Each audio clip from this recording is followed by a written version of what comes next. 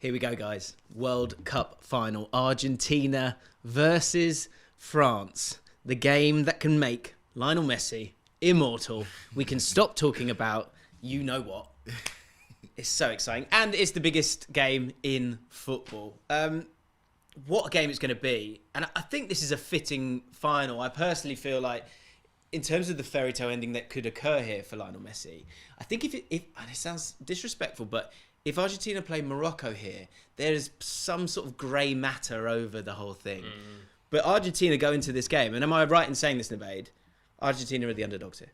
Yeah, 100%. You have France who come into this tournament as World Cup holders, and also throughout this tournament, if you look at player for player, France do have a better team than Argentina on paper, and so immediately you're going, yeah. But that is the beauty of Lionel Messi, and that's been the whole thing this entire tournament. When it was all sort of going wrong against Netherlands, you were always still going, yeah, but they got Messi. Against Croatia, yeah, but they got Messi. And it's not only the fact that it's Lionel Messi, he's actually providing solutions in every single game. I'm looking at this game going, France, they've got Messi. So, like, you've got to stop him. On the other end, obviously, you've got Mbappe, which we will talk about. But I think Argentina are massive underdogs in this game. If you think about the tournament that they've had as well, they haven't blown anyone away with an incredible performance. In that essence, you could say France haven't either. But France have, like, sort of beaten England along the way, and they've sort of pushed teams out of the way, and now they've landed here, and it's like... Yeah. Do you think this is a better France side than the one previously? If you look at the sort of average possession in that tournament back in 2018, and of course this could be the first time that team's done it since 1962 in terms of back-to-back World Cup victories, 38% possession during that tournament, 55% in this tournament. And actually in the last two games, it feels like the opposition have had the ball quite a lot. Yeah. So how do you feel about this France side? Because there's two ways of looking at it. Part of me feels like possibly they've got these early goals, which have been useful for game state, of course, and then they've had an element of luck in terms of being able to hang in there. I use that incredibly loosely. Or you could suggest that they've been in total control, really, allowing themselves to counter-attack and actually haven't got out of second gear. Which one is it for you? It's a combination of both, but when I look at this France side, it's more about... Get off the fence. Yeah. Which one is it?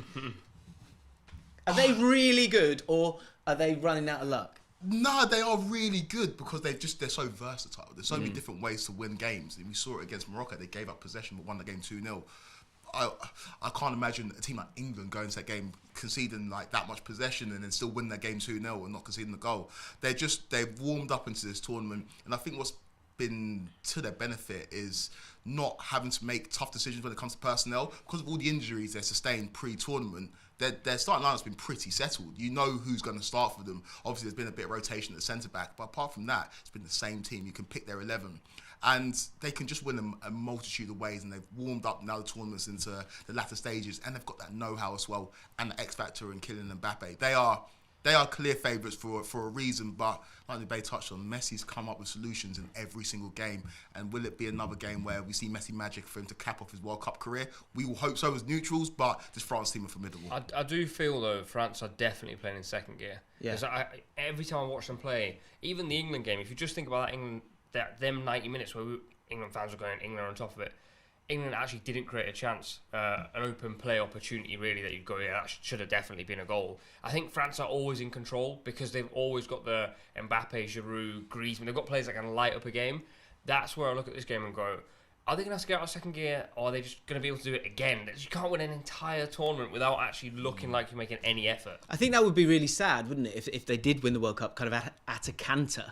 And that's the thing is, you know, results. There's a results bias, isn't there, a lot of time? Because actually, that England game, you can, if that initial goal doesn't happen, you could look at it differently and go, but the way the game played was the same. You would go, well, England took about 5-10 minutes to figure it out tactically, and then pushed and pushed France back. But because they have the goal, it looks that little bit different. That's why I think in this game, I mean, the first goal is so important, but also ensuring that it almost gets to half time with a clean sheet for Argentina, I think is very, very important to see a different side of France. When it comes to Lionel Messi, because there's two players that need stopping, right?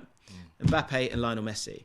Lionel Messi in that last game, 4 successful dribbles, 2 big chances created, 2 key passes, got himself a goal and assist. They were unable to stop him, and they said, Dalic, the coach, said that we don't need to focus on one player. We need to focus on the whole team. It's about the collective. That backfired. So do you think that France need to have a very clear plan to stop Lionel Messi, or is that futile? I think what we've seen in this tournament is you can stop Mbappe, because I hate to say it, and I'm not saying he's easy to stop, but he has one trick in his locker, which is touch and run. Yeah. And I think teams have tried to stop Messi. I think every team in this tournament has tried to stop Messi, and he on his own can just take over a game. Yeah. That's where I go, try and stop him, but you won't be able to. He's gonna have moments this tournament. We've seen him play against a low block and he found a way through. We've seen him play against Croatia where the game was a little more open. We've seen him be man-marked and he finds ways through. He's got bodyguards around him everywhere doing all his work for him. Yeah. He's one of those players that's really difficult to man-mark or stop because he walks around. And you can't just say to your left-back, just stay with him. Then that's the problem. That is the biggest problem when it comes to Messi and Mbappe. Mbappe, you know where he's going to be. And that's what England did brilliantly, actually, is that they stopped it. They stopped the ball even getting to him. He only had 3 touches in the penalty area. Yeah. Yes, you got Kyle Walker to deal with it one-on-one, and he had his moments, but overall I think he had him quite comfortably. But it was about stopping the passes getting to him. Whereas Messi, he literally just goes and plays defensive midfield for a little bit if he wants to. So you either have to man-mark him, which you just don't see in the modern game, or you've got to find another way around it. You can't man-mark him because of the positions that he takes up. It's so abnormal to watch him play because he's walking around everywhere and all of a sudden he's in the right position. It's impossible to kind of stop. You can man-mark him if you want to. I mean, you sacrifice somewhere else in your team, though, to man-mark him. Are they that good otherwise? Do you think that's the one thing that no one's really done properly? This is the thing for me, right? I go, Rabiot, mate, you basically just shuttle up and down. Go and follow Messi everywhere. We'll play with a 2-man midfield, or possibly Griezmann might be better suited to it because he defends box to box essentially. Yeah. Griezmann, go and follow him around all game, and if he doesn't if he gets the ball twice in the game and he beats you once and they score, fine. But if he gets it 5 times and scores 3, we only have ourselves to blame. Yeah, I just don't think it's possible. I don't think it's feasible in terms of the way that France move about, and to sacrifice Rabiot, and I know it doesn't necessarily give France that much going forward, but to sacrifice a man mark Lionel Messi who takes up such abnormal positions, I think leaves you short in other areas. But is that much of a problem? Because when the only way Argentina practically score is if it goes to Messi, as we've seen this tournament. So if he's not going to get the ball, who are you going to give it to? And then and more, just as importantly, who do Argentina want to give it to? Because sometimes people. If I'm playing for Argentina, if I get the ball, I look up. I'm looking for one person. Well, that's exactly it. And that could mess with their minds. It's tailored to Messi, so it's going to be very, very hard to kind of try and stamp him out the game because everything that they do is tailored to finding Lionel Messi. They look for him whenever they got the ball. You see their head on a swivel. Where's Messi? Where's Messi? Normally lurking on the outside of the box. It's so hard to stop, man. And if you concentrate on it too much, you get caught in the blender, and that's what happened to Vardiol in the last game. And you can easily see that happening to Rabiot. It feels too simple. It does. You think someone would have thought of this by now? Get someone to follow him around. But that's the thing as well, and that's the difference, and that's why I don't think the football gods will give us Argentina winning this World Cup, because you look at Mbappe and I compare it to R9 at 98 World Cup. Well, I know they lost in the final, but he was at his physical prime, and you can try and stop Mbappe, but. For example, in the England game, he looked at Kyle Walker, sized him up, and it was only one time he got past him and done him for pace. He can do that, and he can do that at will. He can do that to Jules Koundé not Jules Koundé. He can do that to the right back for Argentina at will. So he's almost impossible to stop. Whereas Messi, if a lot of his goals come from the penalty spot this tournament, a lot of his pieces of play is in isolated moments of the game. So I don't know. You can't stop Messi. You can't put a man on him, but you can't stop Mbappe either. The thing is, I think if you stop Mbappe, like England did to some extent, you have to commit 2 or 3 players in that area. And if you do that, if Ousmane Dembele in that game, as I touched on earlier, is more alert at the back post, he has 2 goals, 2 sitters. Yeah. And if not, it's Giroud. And if not, it's Griezmann. So you kind of go, whereas for Messi, it's like, if it's not Messi, it might be Julian Alvarez, but he isn't the sort of player that's going to pick the ball up on the edge of the box. And I mean, he did it in that one game, but he's not going to do that over and over again. He's a penalty box striker. He's Sergio Aguero, essentially. So then, is Enzo going to do it? Is Rodrigo de Paul going to do it? I think that's another key battle. Enzo Fernandez against Griezmann, and I think what we've been chatting about really is the fact that, okay, if you stop one of these 2 guys, what about the other guys? I think when it comes to the other guys, the one person that we haven't spoken enough about is Griezmann. He's been absolutely unbelievable in this tournament. But it's just the way he's gone about it. Completely different to 2018 when he was France's top scorer. Completely different role. We talk about Messi being in creative mode. Griezmann is. He's created more. Yeah. He's created more. Yeah. So when it comes to predictions, that's where I find my head taking over, because I think, yes, there could be that magic from either of them.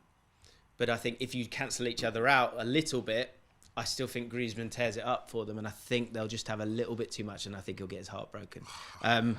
The final score, sorry, that hurt, didn't it? Did that hurt everyone? Yeah. Did that hurt everyone? So for me, final prediction is France winning it, and I think it could be.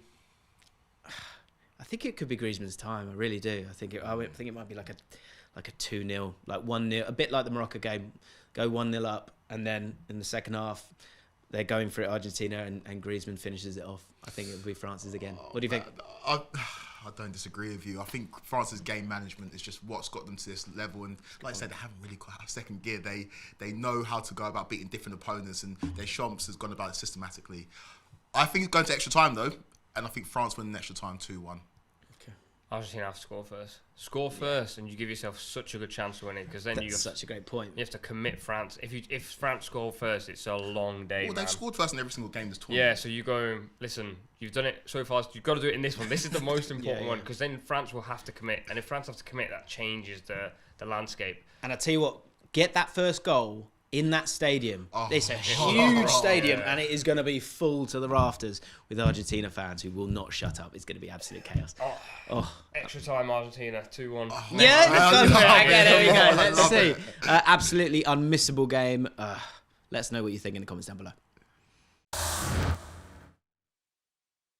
Thanks so much for watching ESPN on YouTube. And for more sports highlights and analysis, be sure to download the ESPN app. And for premium content and live streaming, subscribe to ESPN Plus.